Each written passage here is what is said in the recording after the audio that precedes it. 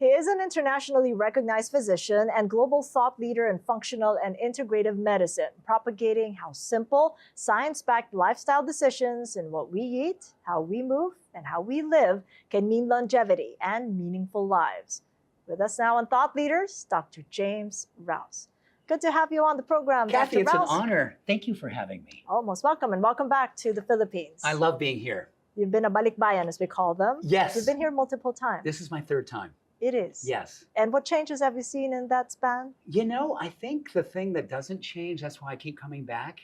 I tell my kids, when I come to the Philippines, the Filipino people are quick to smile and quick to love. Quick to smile and quick to love. And I think that is a quality that doesn't change here. That's why I keep coming back. I love that about the people here. And is that good for our health? You know, what's really interesting, and there's a lot of good research on this, is that people who are quick to smile, it produces more oxytocin. And oxytocin is the hormone of trust. It's the hormone of love.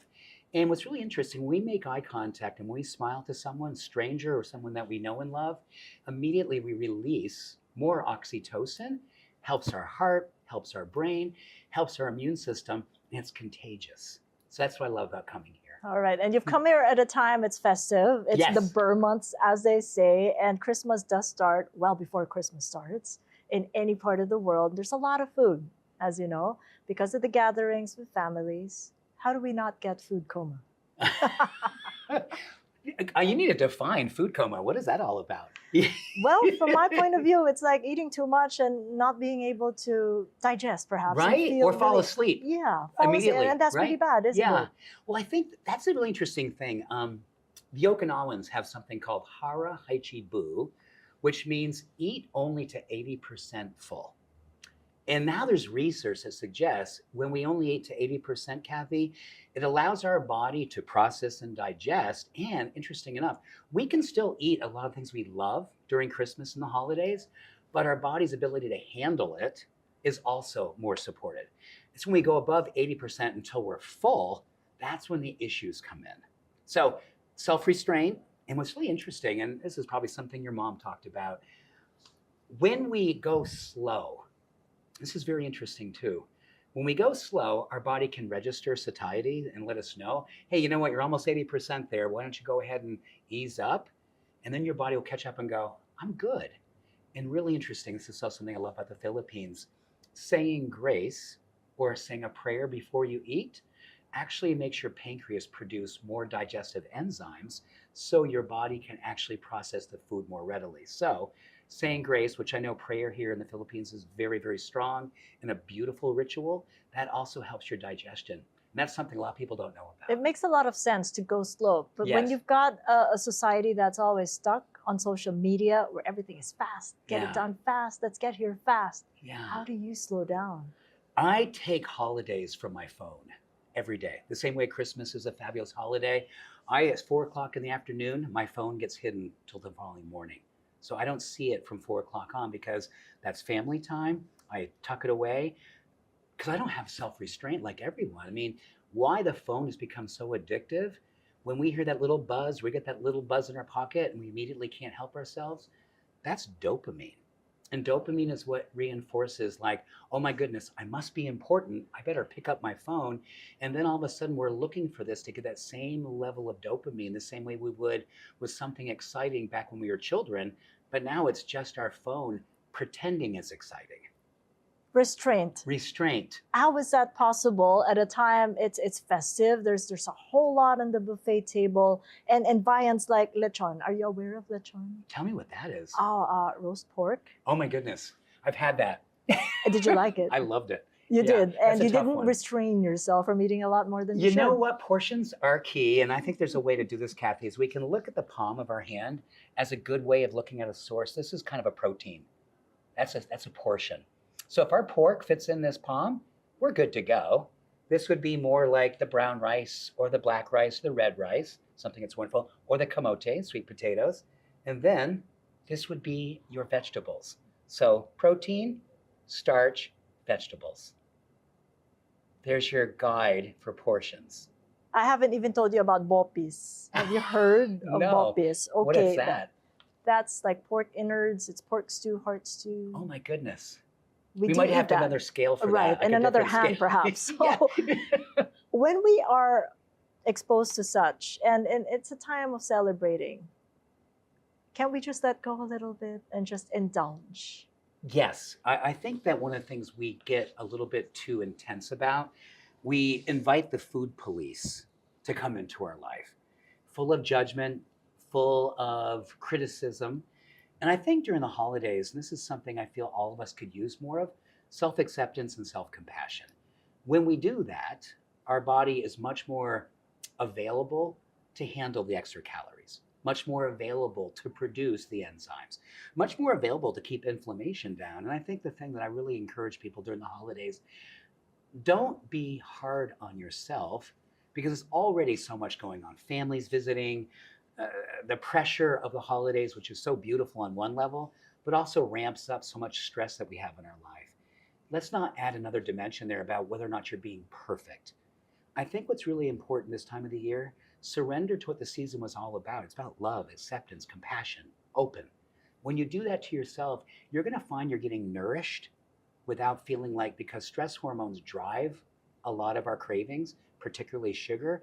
But if you begin the day just doing simple things like prayer, self-acceptance, meditating, doing some yoga, you're going to increase the hormones and make us feel less driven to overconsume sugar, because you've actually managed the stress hormones that actually drive the inclination towards sugar in the first place. And it's also all about social health. And that's an abundance that we have here. Families coming together.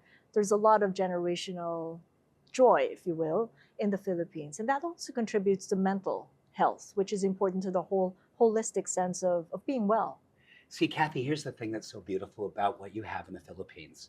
And this is something I feel like a lot of countries across the world need to learn about what you have here. The number one barometer for keeping people on the planet healthy, long and healthy, is family connection.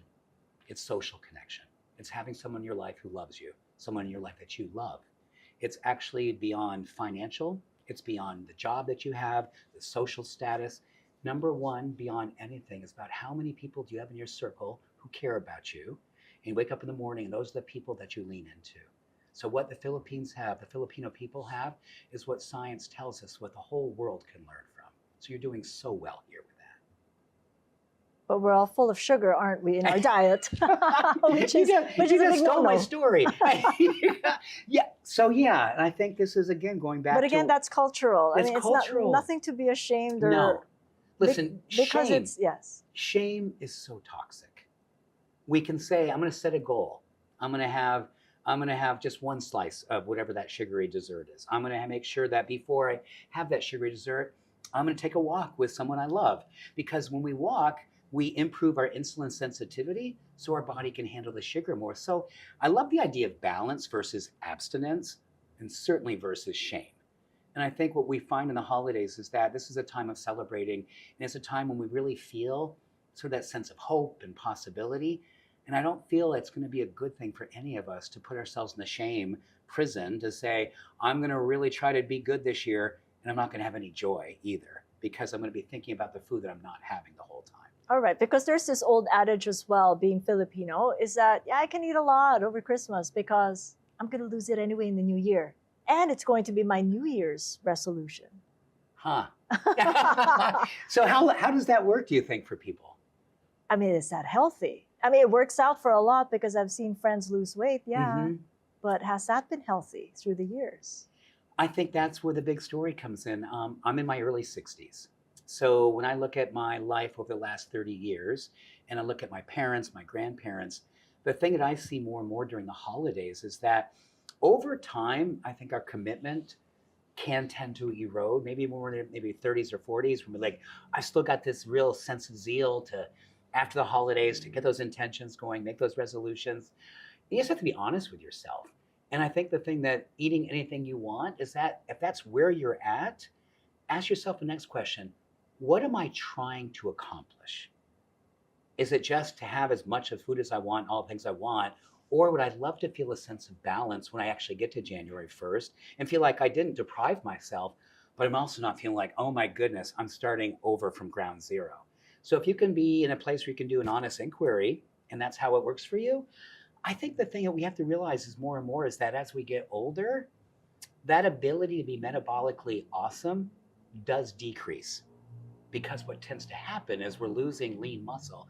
And a lot what happens during the holidays, we're not exercising the same way. And a lot also happens, we lose lean muscle, and that is what drives our metabolism. So here's a great scenario. You're eating all the things you love to do within reason, but you're also taking a yoga class in the morning. You're also taking your partner, your husband, your wife for a walk, your grandchildren. So you're actually making sure you're integrating little snacks of fitness as part of the other snack protocol. And then all of a sudden you're going to find yourself moving into the new year going, oh my gosh, I haven't felt this good in years. And I did all the things that I love to do, but I added 20 minutes of fitness snacks, and that allowed me to actually feel a great sense of balance. Okay, so that's very conditional. If you want to eat everything on the table during this festive season, make sure you work in a little bit of a fitness snack. Right. And it doesn't have to be like hours in the gym. The beautiful thing is that even doing something simple, let's say you're in the kitchen, you're preparing food, and you're waiting for something for 5 minutes just to happen. So Kathy, you've got a counter in your kitchen. You literally could just do a modified plank. And what that's going to do, your hands holding yourself up, not a full push-up, just using the countertop. What that'll do, it'll improve your insulin sensitivity. So that little 5 minutes served your metabolism for the next 3 to 5 hours just by doing that one little integration. And then you get done with that, you're going, okay. And all of a sudden the cravings are also improved because glucose had a place to go, which was in your muscle. I think, Kathy, and what I've loved about getting to know you and your show is giving people all the different ways in which it's not about all or nothing. It's how do we do little things together that allow us to have the joy in our life. And I think along as whether you look at thought leadership, you get a chance to be the person in your family who teaches this. You get to be the person in your family who's contagious.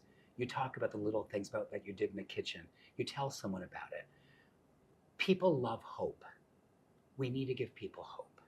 And I think right now, thought leaders, leadership, number one quality of leaders, you know this, Kathy, who makes people feel hopeful? The number one quality of a great leader is the one who makes people feel the most hopeful. Be a leader in your family. Be the one who actually catalyzes a different way of doing things. Be the one who's not telling people what to do, but modeling what you could do. It's an interesting journey you've had. I know that you used to be a vegan. Yes. But then you modify that for yourself. You became your own leader to your own body. You listen to your body. But talk us through the different stages there, that there really isn't any right or wrong. Right. It's really what you feel. And you felt that you wouldn't want to be a vegan anymore.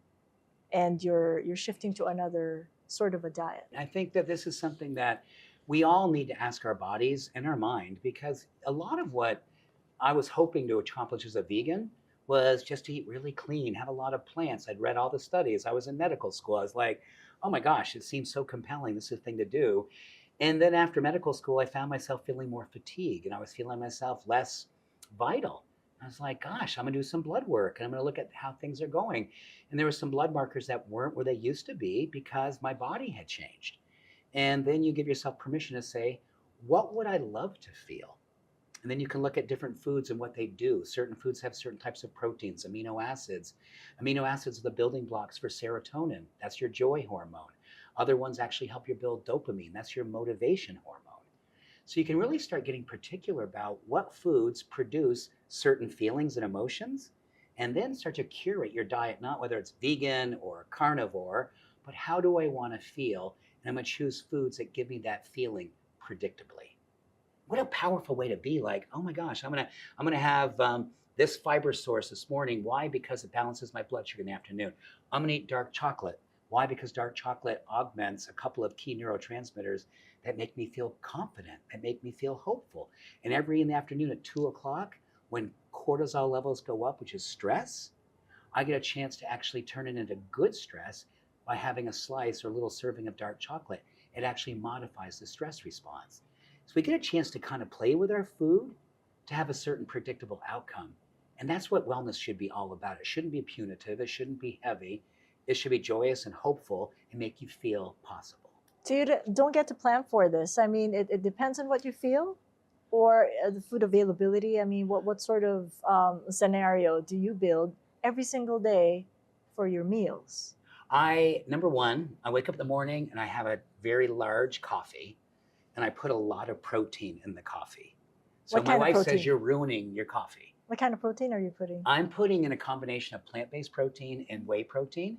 So I put those two things together.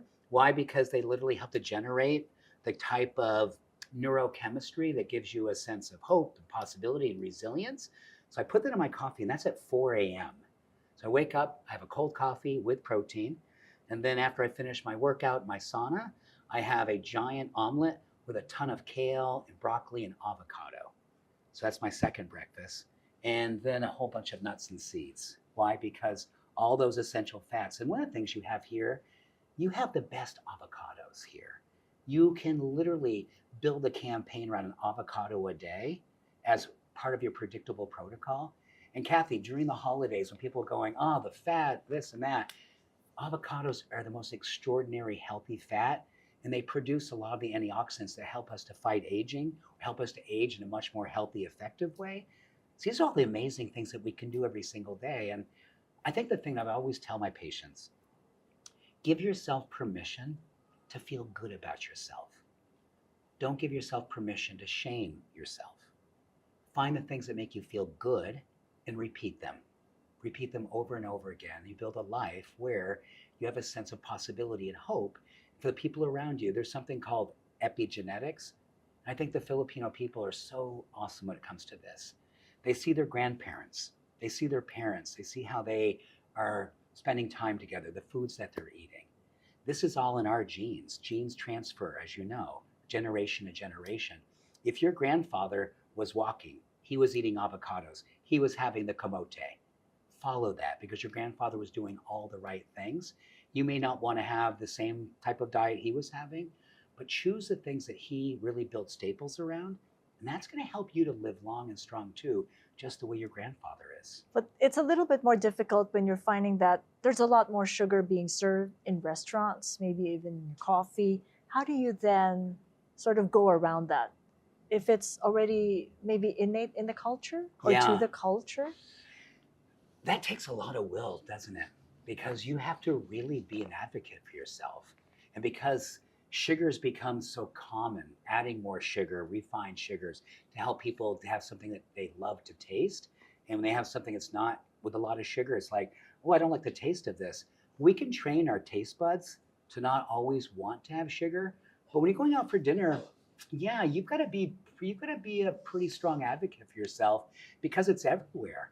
And one of the things I've seen and a lot of the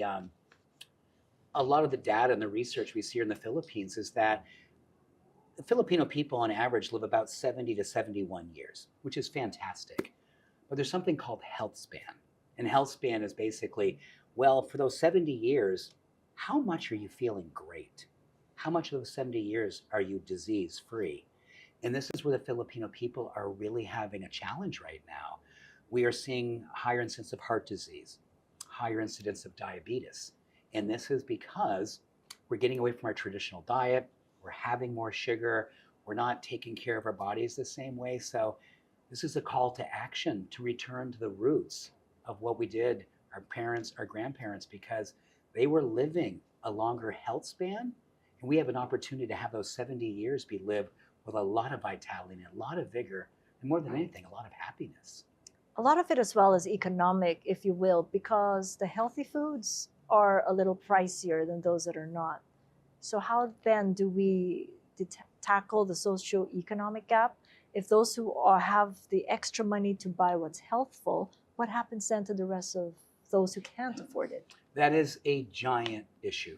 Exactly. And that's one of the reasons why, and I know when I come here and have opportunities to speak and to share, and I come here with the folks at Healthy Options, what I love about what Healthy Options has done, they create a world in which people from all socioeconomic backgrounds can find something healthy and at a price point that works for them between the produce, whether it's the proteins, and even some of the snacks they provide. What I've loved about working alongside of them is that they've really created a place that no matter where you are on the socioeconomic scale, there's a place that you can begin. You may not be able to have every part of your world all day long reinforced by wellness, but if you can start with one meal or one snack Or even just what I love to say when I was working with patients, they'd say, well, if I can only do one thing, I would say start off with a handful of nuts, almonds, pistachios. Why? Because what they will do, they'll balance your blood sugar. Now, what's beautiful about nuts and seeds, very inexpensive, incredibly nutrient dense. And this gives us a place to actually build a campaign where we're starting with something we can afford, but also something that has an ROI, which is the return on intention, not just the investment, that literally allows us to feel different just based on the fiber source, the magnesium, all these things that happens in nuts and seeds literally are the foundation for how we can feel well. You didn't even mention the meats in your diet for a day. The chicken, salmon, that hasn't even come in. Not even the beef. Yeah. Do you want to talk about protein? Yeah, I mean, how much do you have off it? I'm a fairly protein-centric person, upwards in the neighborhood of 150 to 200 grams a day. Based on the latest data, we've been under-proteining ourselves for a long, long time. So if you're somebody who weighs roughly, let's say you weigh 120 pounds, you want to have at least 90 to 120 grams of protein. So 1 gram per pound of body weight. So for a lot of us, utilizing things like protein powders is a way that we can literally get to that level. That's not like having to feel like, oh my gosh, I got to have yet another chicken breast or yet more steak. Use protein powders in the mid-morning, mid-afternoon to actually get your protein quotient. Or again, things like nuts and seeds. And really interesting, things like broccoli actually have more grams of protein than a steak does based on the weight of steak versus the weight of broccoli. If you have a pound of broccoli and a pound of steak, you're going to get more protein in the broccoli. People don't know that. Vegetables have a lot of protein, particularly when they're coming from crucifers. So in terms of weight then, I mean, is that a consideration given that building mass is also very important for the strengthening? Yes. So your body is going to be absolutely dependent on your metabolic engine, which is lean muscle. And here's what's interesting. As we age, particularly after age 30, we start to see upwards of 3 to 5% of lean muscle mass loss every decade after age 30. So when you're 60, I could have lost by this point 15, even 20% of my lean muscle mass. But here's the interesting thing. We lose it not because we're aging. We lose it because we decide, oh, I'm 60, I don't exercise anymore. I'm 70, I don't lift weights anymore. But a study that was done at Harvard, they took 90-year-old people, 90 to 93 years old, who hadn't exercised in over 30 years, 8 weeks in the gym, 110% increase in strength, and they literally doubled their muscle mass at age 90. Not because they were 90 and awesomely healthy, because these were 90-year-olds who weren't exercising for decades. But it just shows, no matter what our age is, Kathy, all we have to do is decide to get back into movement. We don't have to lift weights. We can just go for a walk. We can do modified squats while we're doing the dishes. Anything that engages our muscle improves our metabolism. So weight doesn't matter. I mean, you could be over the typical weight, but feel healthy and be healthy. Based on your lean muscle mass that's underneath that. But what's so beautiful, if you keep that up, there's a pretty good chance that muscle mass is eventually going to help your metabolic engines turn back on. So you're going to see more definition happening. And I think the beautiful thing about muscle, it's really interesting. When we exercise, we release something called myokines. So myokines are these chemicals that during exercise, they call them hope molecules. So when we talk about the runner's high, when people go for a run, it makes them feel more positive. When you use your muscles like lifting weights or doing Pilates or doing yoga, you actually release these myokines.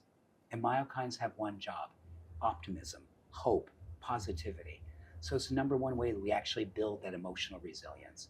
And I think during the holidays, when there's so many things going on, simple things that we can do, Kathy, literally can change the way we navigate that entire season. And as a side effect, our metabolism is going great. Through the holiday season and after that. And after that, you've got that momentum. You're not trying to go, okay, now it's resolution time, get back to work. It's like, no, I'm just going to keep doing what I was doing because those little fitness snacks were amazing for me. They kept me going through the holidays. I've never felt more positive. I was sleeping well. My digestion was good. I was doing all the things. And You're not trying to begin again. You're just going to be continuing on. So it's okay to have a cheat day Of course it is. or days? I'm a big fan of cheat days, meaning that all the days. And I'm a big fan of utilizing things like sweet potato pie. And I'm always going to come back to kamote. Kamote Kathy. again. Because- Is it really your favorite? It is my favorite. Did you because- discover it here in the I Philippines? did. You did? Yeah, the purple ones in particular. Yes. Oh my gosh. And when you have that as a dessert, it actually improves your insulin sensitivity. So it actually is helping you metabolically speaking. So if you have a little slice of something like that, or you have dark chocolate, these are the kinds of things they don't feel like, oh, I'm going to try to wait until Saturday to have my one day. But if I have something every single day, it's a little something. When Saturday comes, you don't tend to overdo it. You feel like you're not like going, oh my goodness, I've been starving myself for 6 days. Now I'm going to jump right in. You're like, I'm good. I'm going to go ahead and have this every single day. Why? Because it makes me feel positive and I can do this and not feel like I'm losing control. We also have herbal teas and a Yes. lot of that. Yes. Have you tried any of them? And would you Tell me which recommend- one's your favorites. Something that's made of lemongrass. Okay. Love that. How about ginger? Ginger's good, yeah. Ginger's really good. So during the holidays when we tend to overeat, ginger tea is good for digestion. It also helps fight inflammation. So ginger tea is amazing. So that's a perfect thing to do with your lemongrass. And those two together are fantastic. We also have hilot, and it's a deep tissue massage. Oh my gosh, tell me about that. Is that something that can be worked in and should be worked in Oh, to a sort of integrative medicine, sort of a scenario for anybody who wants to remain healthy? muscle, particularly if we're not used to exercising, when we start getting back to exercise, any type of myofascial release can be literally life-changing for people. What we know is that in our joints and our connective tissue, we store emotions. So we have to literally find ways to help with release, not only so we can move, just so we're not feeling the heaviness, what happens typically emotionally when our body feels stuck or inflamed. So that type of work is so helpful. Interesting you mentioned emotions stuck in and maybe a knee or joints. Yes. How does that happen? It's really interesting. If we've had an injury or we have a trauma in our life emotionally, say you saw something as a child and now 10, 20, 30 years have gone by. But that trauma has to find a place to live unless we've gone through therapy or gone through some type of counseling. And what's really interesting, Kathy, a lot of people who've seen hard things, have been through hard things, you're going to find that those emotions have to have a place to go. They'll house themselves in joints, muscles, part of our brain, the limbic system. So when we do release work, you're going to find, oh gosh, I was crying during this therapy. Where did that come from? That could be something that happened as a child, a trauma. It could be something that happened to you as an adult where it wasn't safe to talk about it. So you just kind of stuffed it inside and didn't talk about it. That's where this type of therapy and this type of muscle work can be so helpful. And I think for a lot of people, trauma is a huge area in integrative medicine. The world can be hard for a lot of us. And I think when the world is hard, sometimes we feel like we got to put a face on, put a smile on, be strong, be that person. And sometimes we do that over and over again. We just kind of suppress the emotions. So I feel like it's important, especially during the holidays, be with family. Talk openly about what's going on in your life, because that helps our bodies and our minds to lighten the load, to release the heaviness, which is such a big part of why holidays are so wonderful, is that we can be open and honest and celebratory versus feeling we're suppressing and keeping the true emotions that we're feeling from being fully expressed. And which includes collective trauma, if you will, Yes. with governance issues now that the Philippines is facing, a lot of Filipinos feeling angry. How then do we resolve something that we can't actually resolve on our own? I'd love to answer that in a way that I can from a person who lives in a country where we also have similar issues right now, America. What I tell a lot of my patients, and I tell myself this every day, and I would tell the people who I love here in the Philippines, there's something called self-efficacy, Kathy. And what self-efficacy simply means is that the brain and our emotions work very strongly with one habit. And there's a part of the brain called the anterior cingulate cortex. It's a muscle where if we've got hard things going on, collective trauma, anger, We feel like we don't have a voice that's being heard. What we know from science is that when we wake up first thing in the morning, choose something that stretches you. Choose something that's hard. Like say, I don't walk in the morning, but I'm going to start walking in the morning every morning. Here's why this matters. If you wake up in the morning and you watch the news and you get more collective trauma, more anger, cortisol levels rise. More anxiety, more anger, more pain, more all the things we don't want. But if you take a walk first thing in the morning and do it because you don't normally do it and it's stretching you, something you normally wouldn't do, the anterior cingulate tells the brain, be confident, be a leader of your own life. Feel less stress and less anger because you have a different way that you are leading your life. And our brain reflects on different cues we give our brain, tells our mind, you're doing things differently. Now, does it change government? I'm a big believer that the more people who rise together in their own self-care and the way that places that we go every single morning to say, I'm finding a part of myself that I never knew I had. I'm finding courage. I'm finding confidence. I'm finding love for myself. I go out in the world and I become contagious. We have these things called mirror neurons, Cathy. If you take that walk in the morning and all of a sudden you're feeling this sense of hope, you walk out in the world, you go to the market, you go into healthy options, you're going to have people look at you and they go, I don't know what it was about that person, but when I saw that person, I wanted to do things differently. It's called what they call emotional contagion. The most powerful countries, the most powerful political leaders really are the ones that give people the most hope. So if you say, I'm not a leader, I'm just a business person, I'm just running a company, you're not just running a company, you're running a culture. And the more people see hope in your eyes because you did something that morning when no one was watching you, you walk into the office, people respond differently. Science tells us everything that you did that morning becomes a way shower for your team, for your family, for even strangers. I think, Cathy, what we need to do when we're feeling overwhelmed, feeling collective trauma, we need to bring our power back to where we can begin ourselves and say, what makes me feel powerful? And I'm going to trust this becomes a force of contagion for what's going on around me. Movements happen by one person deciding, I'm going to do things differently. And contagion ensues from there. And that's happened in Indonesia, Nepal, Madagascar, Morocco. The list goes on. People deciding, I'm going to be the one who shows people to be the change I wish to see and be in the world. And give myself permission to be that person.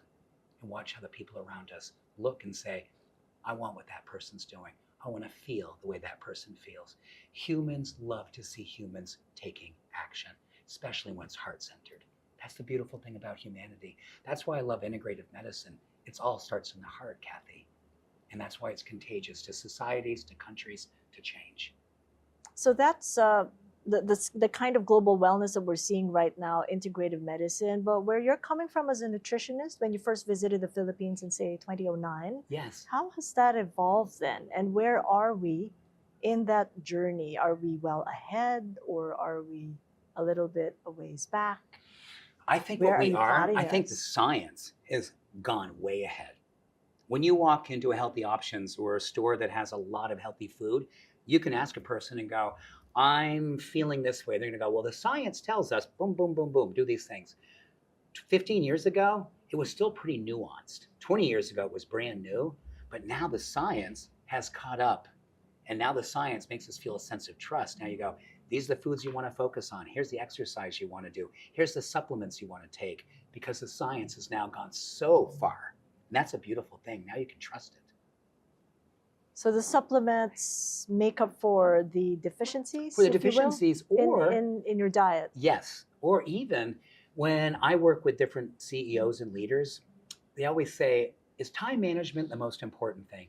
I'm saying it's important. Energy management is the most important thing. So I'll talk to people about making sure that there's something called the mitochondria. from science class in high school, Kathy, that was that little cell that had the little factory of energy. There are supplements that literally help to improve how the mitochondria functions.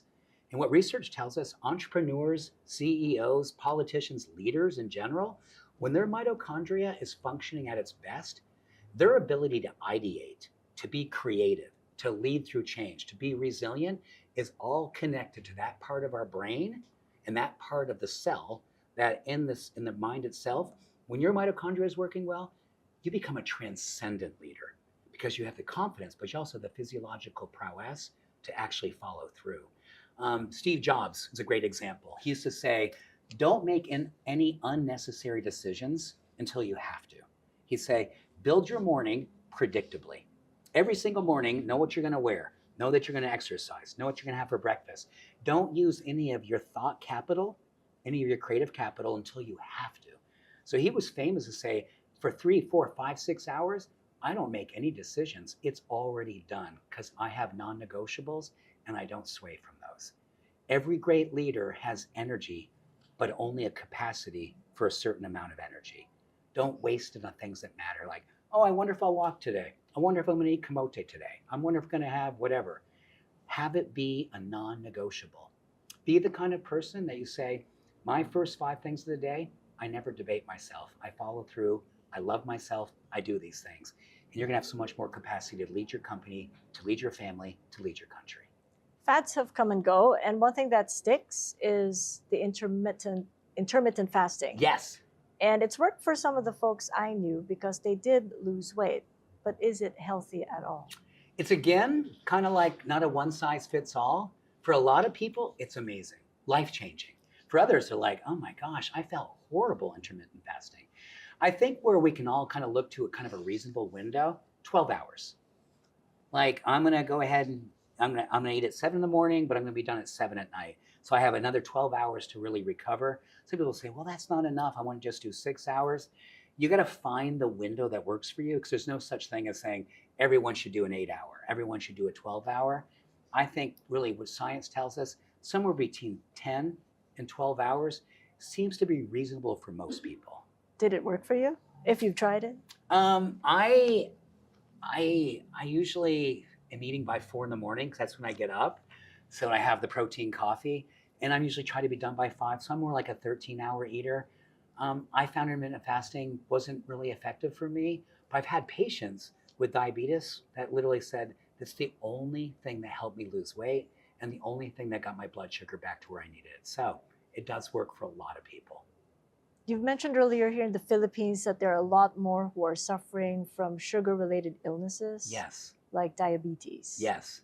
How do we approach that, and what can we learn from what the Americans are doing, because they're also suffering the same? Yes, they are. What we're trying to do in America right now, Kathy, is really try to get companies who make the food be better. Because particularly for socioeconomic challenges, when someone doesn't have disposable income to buy a healthy all the time, we need to depend on food manufacturing to do the right thing versus creating high sugar foods. We know you can always do it better. So we have a lot of lobbying going on. Now, if that's not something we can go, well, I'm going to wait till the lobbying efforts finally get food to change. What we want to do is start off every single morning and say, before I begin my day, I'm going to make sure the one food I start my day with is protein. Because if I do that, my cravings for sugar is going to go down immediately.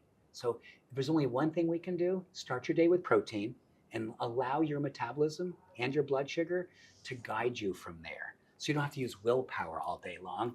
Your physiology is going to be working for you. In terms of technology, as AI is all over, and how it actually maybe enables integrative medicine, can it actually replace a doctor at this stage? Because we've heard of AI apps that offer mindfulness exercises, and even as far as cognitive behavioral therapy programs. Yeah. You've seen them and you've worked with them? I do. I mean, CBT, cognitive behavioral therapy, is life-changing. And there's a lot of great programming happening with AI right now that can introduce a lot of new ways that we can modify behaviors. And that's really what AI is so good at, and also so scary about. It modifies behaviors. So it's all about the user. Who's going to use it? How do you want to use it? Because you can prompt it to do exactly what you'd like to do. So ask your AI to say, design a day for me where I can be more present. Design a day for me where I can be more mindful.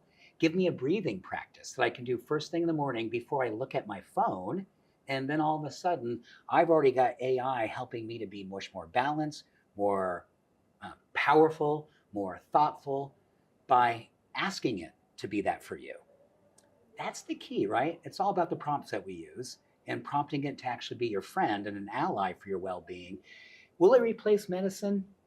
I think from a diagnosis standpoint, it can be incredibly effective. But like I've had this blessing of spending time with you today. You can't replace this, I believe. Part of healing is communication with another human being, having a heart-to-heart conversation with your doctor, with your friend, with your bestie, with your partner. This can't be replaced, I hope, and I pray. And I hope that good doctors do good medicine. They make sure that they spend time with their patient. They make their patient feel hopeful.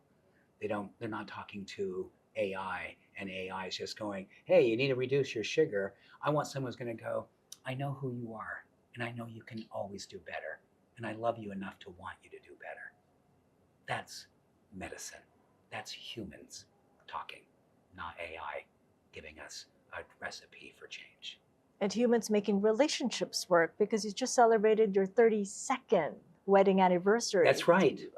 With your lovely wife in a podcast. Yes. And you have discussed Yes. what it takes to have a healthy relationship. In a nutshell. In a nutshell, what works out for a couple that stays for more than 30 years? I think the with most 2 kids. important thing, grow together. Not necessarily together like everything you have to do is together, but you, Cathy, and I have to independently say, I want to continue to become interesting as a person. I want to continue to grow and be an interesting person. I want to make sure I don't just kind of say, you know what, I hit 50, I'm just going to kind of just cruise from here. One of the things my wife and I love, we love to learn. We want to continue to be interesting to each other. We still date. Twice a week we go out for dates. Why? Because that's interesting. That makes you feel attractive. That makes you feel loved. Makes you feel important. So our secret is simple. What made us fall in love will keep us in love. What made us fall in love will keep us in love.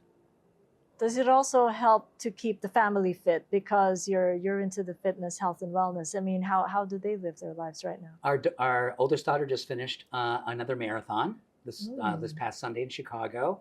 Our youngest daughter is in healthcare in Boston, and they both run. They both do yoga. They grew up with 2 parents who kind of modeled it, but we never were the parents who said, oh, you should go out for a run, or hey, I wouldn't eat that if I were you. We never did that. We just hopefully modeled, we're happy. This is what we do that makes us happy.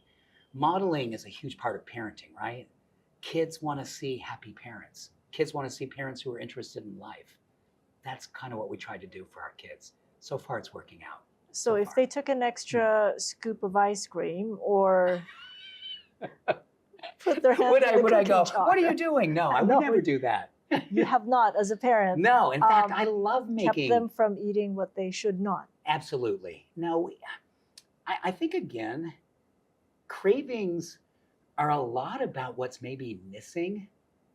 Like, what am I craving? I'm craving love. I'm craving attention. I'm craving peace of mind. In good relationships, we typically get a lot of those things, right? It's kind of healthy part of that. I think when we isolate ourselves, when we're socially pulled back from others, that's where a lot of the challenges begin with things like sugar and medicating ourselves with carbohydrates that are not healthy. So with our kids, we didn't have a ton of junk food in the house, but we always had ice cream. My wife loves to bake. She's a cake maker. She's a pie baker. Those are always in the house. But again, the kids just didn't feel like it was, we better eat this up because it's not going to be here next week. It was always there next week. So they never felt like I had to overdo it. So how are you celebrating the Christmas holidays? Like we always do. And you know what's so great? I was staying at the Shangri-La this past week, EDSA, and a gentleman who I met there saying, do you guys carol in Colorado? And I said, you bet. And he goes, that's the best part. So we carol. We go around our neighborhood and carol and sing. We always have, we call them chosen family dinners for people who live far away from their family and can't get home. We have them to our house to have for meals. And the thing we do every single morning during the whole Christmas holiday, we read and watch Christmas specials and listen to music. Christmas music starts well before Christmas. So it's just in the house. No Christmas food? What's No that? buffet? The spread? buffet? The Oh my buffet? gosh, yes. The buffet is, yeah, all those things. But the things that I love more than anything is doing stories about all the Christmases we've had and doing FaceTime with my mom and having her share Christmas How stories. young is your mom? Yes. How young is she? My mom is 86. Wonderful. Yeah. And still, and she was born on Christmas Day. Her name is Carol, Christmas Carol. So it's just part of our family. So we celebrate, we love it, and our kids. She's a health and fitness buff as well? Well, you know, I mean, 86. she's 86, so there's fitness by itself. Okay. And she has infectious joy, Kathy. So I think that's her secret. She's a lover of life. She goes to church 7 days a week. She celebrates her relationship with God. That keeps her going. She's amazing. Final question. Yes. Your New Year's resolution. You know, can I say something kind of corny? Do we say corny in the Philippines? Sure we do. Okay. Yeah. When I knew I was going to be on your show, I want you to hear this. I did some research. I was like, oh my gosh, she's incredible. You're incredible. And I said, and I pray every day. I said to God, I must be doing something well to get a chance to be on a show with you. I must be doing something well to work with Healthy Options, who I love. I must be doing something well. So God, keep me doing the things that help me to be having friendships with people like Kathy, to have people in my life like Healthy Options, because that's my intention. That's my resolution, to not ever be less grateful for all the blessings I have in my life. So these things continue to happen in my life. This is medicine. Thank you for having me. And thank you so much for coming. I am so filled with gratitude that you've come to spend it with us. Thank you, Kathy. And on this It was an beautiful honor. holiday season. Thank you. Thank you so much. Thank you. Dr. James. Rouse. Catch us again next Thursday, 9 p.m. Philippine Standard Time on One News. You can also check out the long conversation on YouTube, Spotify, Apple Podcasts, and Google Podcasts. And if you haven't done so, like or follow my social media pages. I'm Cathy Yang, and this is Thought Leaders.